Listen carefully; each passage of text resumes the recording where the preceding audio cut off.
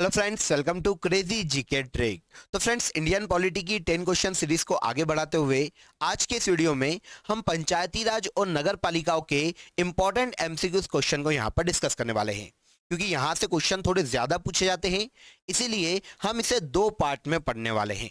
चलिए, आज के पार्ट में पंचायती राज और नगर पालिकाओं के ऐसे एमसीक्यूज हम देख लेते हैं जो कि आने वाली एग्जाम में हमें डेफिनेटली देखने को मिलने वाले हैं। वीडियो को एंड तक देखिएगा, पसंद आए तो लाइक और शेयर कर दीजिएगा। चलिए शुरू करते हैं। सबसे पहला क्वेश्चन देखिए, संविधान के 73वें संशोधन द्वारा सुझाए गए लक्षणों में से कौन सा गलत है? तो देखिए, यहां पर 73 अमेंडमेंट एक्ट की बात की गई है और पूछा गया है कि उसके लक्षणों में से कौन सा गलत है। आइए देख लेते हैं। पंचायतों का 5 वर्ष का निश्चित कार्यकाल होगा और यदि इसे अवधि से पहले भंग किया जाता है तो 6 माह के भीतर नए चुनाव करवाना आवश्यक है। तो यह बिल्कुल सही है। 73वें संविधान संशोधन के तहत भारतीय संविधान में आर्टिकल 243 का सब क्लॉज ई जोड़ा गया है, जो कि पंचायतों की अवधि की बात करता है और वो बताता है कि पंचायतों का कार्यकाल 5 वर्ष का होगा। अगर समय से पहले भंग किया जाता है पंचायत को, तो राज्य निर्वाचन आयोग 6 माह के भीतर नए चुनाव कंडक्ट करवा लेगा। सही है। इसके बाद देखिए, पंचायतों का चुनाव राज्य के चुनाव आयोग के द्वारा करवाया जाएगा। तो अभी हमने इसकी बात की है, यह कथन भी बिल्कुल सही है। कमजोर वर्गों तथा महिलाओं के लिए अनिवार्य रूप से सीटें आरक्षित की गई है। तो ये प्रावधान हमें 243 के सब क्लॉज डी में देखने को मिलता है, जो कि पंचायत में आरक्षण की बात करता है। तो ये क्लॉज भी बिल्कुल सही है 73 अमेंडमेंट एक्ट के संबंध में।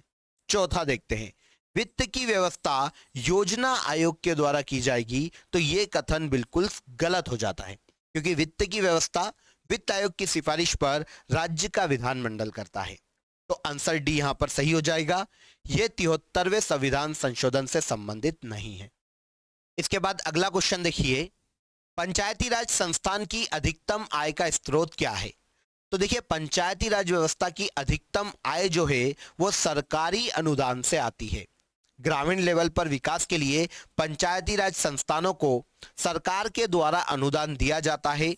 तो सरकारी अनुदान ही पंचायती राज संस्थान की आय का मुख्य स्रोत माना जाता है। आंसर हो जाएगा आंसर सी। ओके, आगे बढ़ने से पहले एक अपडेट देता हूं फ्रेंड्स।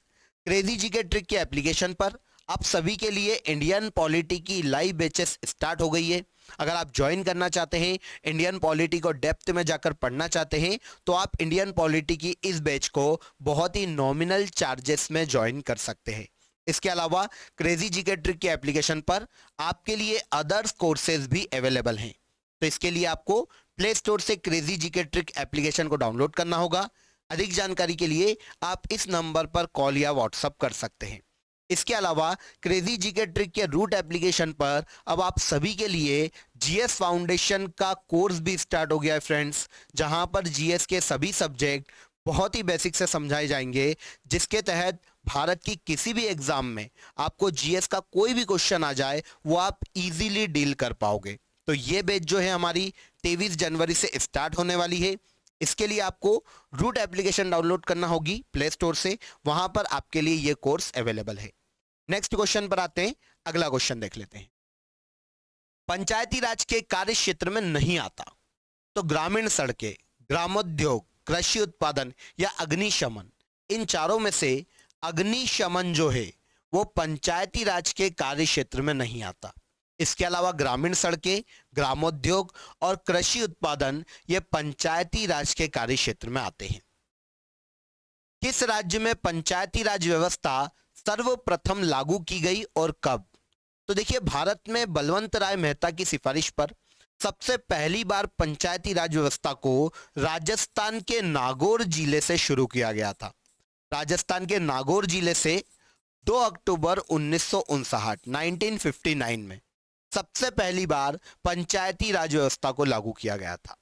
तो अगर क्वेश्चन ऐसा आ जाता है कि पंचायती राज व्यवस्था लागू करने वाला पहला राज्य कौन, तो यह हो जाता है फ्रेंड्स कौन? राजस्थान। कब लागू की गई थी? 2 अक्टूबर 1959 को राजस्थान के नागौर जिले में भारत में पहली बार पंचायती राज व्यवस्था को बलवंत राय मेहता समिति की सिफारिश पर लागू किया गया था। अगले क्वेश्चन पर आते हैं। स्थानीय प्रशासन के संबंध में दिए गए निम्न कथनों में से कौन सा सही नहीं है? आइए कथन देखते हैं। स्थानीय संस्थाओं के चुनाव से संबंधित निर्णय एक आयोग के द्वारा लिया जाता है।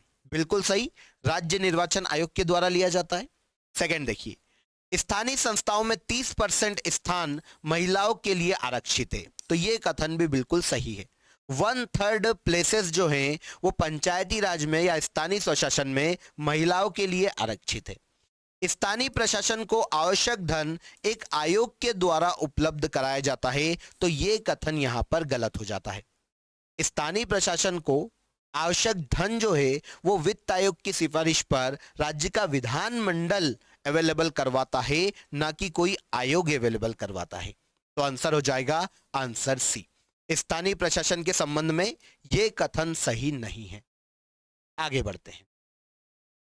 संविधान का 73वां तथा 74वां संशोधन जो कि पंचायती राज तथा नगर पालिकाओं से संबंधित हैं, कब लागू हुए? तो देखिए 73 अमेंडमेंट एक्ट और 74 अमेंडमेंट एक्ट जो कि दोनों ही 1992 में लागू हुए थे, संसद द्वारा पारित किए जाने के तुरंत बाद लागू कर दिए गए थे। सीधी सी बात है, पार्लियामेंट के द्वारा ही अमेंडमेंट किए जाते हैं। तो इनके द्वारा जब प्रस्ताव पारित किए गए इन दोनों अमेंडमेंट से संबंधित, तब स्थानीय स्वशासन को मतलब नगर पालिका और पंचायती राज को देश में लागू किया गया था। तो आंसर हो जाता है यहां पर आंसर ए। संसद द्वारा पारित किए जाने के तुरंत पश्चात इन दोनों अमेंडमेंट को देश में लागू कर दिया गया। पंचायती राज से संबंधित समितियों का गठन कब किया गया? सूची मिलाना है यहां पर। तो आइए देखते हैं। सबसे पहले देखिए, बलवंत राय मेहता समिति की अगर हम बात करें तो यह 1957 में गठित हुई थी। तो ए का हो जाएगा 3। अशोक मेहता समिति, इसका गठन 1977 में किया गया था। बी का हो जाएगा 4। जीबी के रॉय समिति, इसका गठन 1985 में किया गया था। तो सी का हो जाएगा 2। और एल एम सिंघवी समिति 1986 में गठित की गई थी। तो डी का हो जाएगा 1। तो यहां पर सीरीज देख लीजिए 3 4 2 1, यहां पर आंसर बी बिल्कुल सही हो जाएगा। ओके, 3 4 2 1 आंसर बी में दिया गया है। तो answer B is correct answer. Okay, चलिए इसके बाद नेक्स्ट क्वेश्चन पर आते हैं। बलवंत राय मेहता समिति की प्रजातांत्रिक विकेंद्रीकरण की सिफारिश के अनुसार जिला, ब्लॉक एवं ग्राम स्तरों पर त्रिस्तरीय प्रजातांत्रिक पंचायती राज संस्थाओं का गठन होना था। सही है क्या ये कथन? बिल्कुल सही। बलवंत राय मेहता समिति जो कि 1957 में गठित की गई थी, इस समिति ने देश में त्रिस्तरीय पंचायती राज की वकालत की थी, जहां पर ग्राम स्तर पर ग्राम पंचायत, ब्लॉक स्तर पर पंचायत समिति और जिला स्तर पर जिला पंचायत या जिला परिषद का गठन किया जाना था। तो इस तरह से त्रिस्तरीय पंचायती राज की बात करती है बलवंत राय मेहता समिति। आंसर ए यहां पर बिल्कुल सही हो जाएगा। आगे बढ़ते हैं। 2 कथन दिए गए हैं, आइए देखते हैं। पंचायती राज संस्थाओं को स्थापित करने का उद्देश्य योजनाओं का ग्राम स्तर तक विकेंद्रीकरण करना है। तो बिल्कुल सही है, शक्तियों का विकेंद्रीकरण ही पंचायती राज संस्थाओं का उद्देश्य है। कारण, ग्राम पंचायतें अपने विकास की आवश्यकताओं को अधिक अच्छी तरह से समझ सकती है। तो यह भी बिल्कुल सही है और दोनों एक दूसरे से रिलेट भी कर रहे हैं। मतलब ए और आर दोनों सही हैं तथा आर ए की सही व्याख्या है। पंचायती राज संस्थाओं को जो अधिकार दिए गए हैं वो शक्तियों का विकेंद्रीकरण, और वो इसलिए दिया गया है क्योंकि पंचायतें ग्राउंड लेवल पर अपनी आवश्यकताओं को अच्छी तरह से समझती है। तो आंसर ए हो जाएगा यहां पर। ओके, आगे देखते हैं। 73वें संशोधन द्वारा पंचायतों की वित्तीय स्थिति का पुनः अवलोकन करने के लिए एक वित्तीय आयोग का प्रयोजन किया गया, जिसकी नियुक्ति, तो यहां पर बात हो रही है 73 संशोधन द्वारा पंचायतों की वित्तीय स्थिति का अवलोकन करने के लिए राज्य वित्त आयोग के गठन का प्रावधान किया गया है, जो कि भारतीय संविधान के आर्टिकल 243 के सब क्लॉज आई में उल्लेखित है। ये है राज्य वित्त आयोग। राज्य में राज्य वित्त आयोग का गठन राज्य के राज्यपाल के द्वारा हर 5 वर्ष में किया जाता है। किसके द्वारा? राज्य के राज्यपाल के द्वारा। इसके बाद आते निम्नलिखित को सुमेलित कीजिए। आइए देखते हैं, आर्टिकल दिए गए हैं। तो पंचायतों का गठन, भारतीय संविधान में पंचायतों का गठन आर्टिकल 243 बी में उल्लेखित है। तो ए का हो जाएगा 3। वित्त आयोग अभी हमने बात की थी 243 आई में उल्लेखित है, तो बी का हो जाएगा 1। स्थानों का आरक्षण अभी हमने बात की थी 243 डी में दिया गया है, तो सी का हो जाएगा 4। और निर्वाचन या पंचायतों का चुनाव 243 के में उल्लेखित है, तो डी का हो जाएगा 2। अब ये सीक्वेंस देखिए, ऑप्शन सी में उल्लेखित है, तो आंसर सी यहां पर सही हो जाएगा। पंचायतों का गठन आर्टिकल 243 बी, वित्त आयोग 243 आई, स्थानों का आरक्षण 243 डी और पंचायतों का चुनाव 243 के में उल्लेखित है। अगला क्वेश्चन, स्थानीय स्वशासन का जनक कहा जाता है। लास्ट क्वेश्चन है हमारा आज का। तो देखिए, स्थानीय स्वशासन का जनक माना जाता है भारत में लॉर्ड रिपन को, क्योंकि इन्हीं के समय में 1882 में स्थानीय स्वशासन योजना लाई गई थी, जो कि स्थानीय स्वशासन के मामले में मील का पत्थर माना जाता है। इसीलिए भारत में स्थानीय स्वशासन का जनक लॉर्ड रिपन को कहा जाता है, जो कि कभी भारत के वायसराय रहे हैं। ओके, तो पंचायतों से रिलेटेड या नगर पालिकाओं से रिलेटेड कुछ इंपॉर्टेंट क्वेश्चन हमने आज के सेशन में डिस्कस किए हैं। अगला सेशन इसी का हमारा पार्ट 2 होगा, जिसमें हम कुछ और इंपॉर्टेंट क्वेश्चन को इसी टॉपिक से डिस्कस करने वाले हैं। आई होप वीडियो अच्छा लगा होगा, सभी क्वेश्चन समझ में आए होंगे।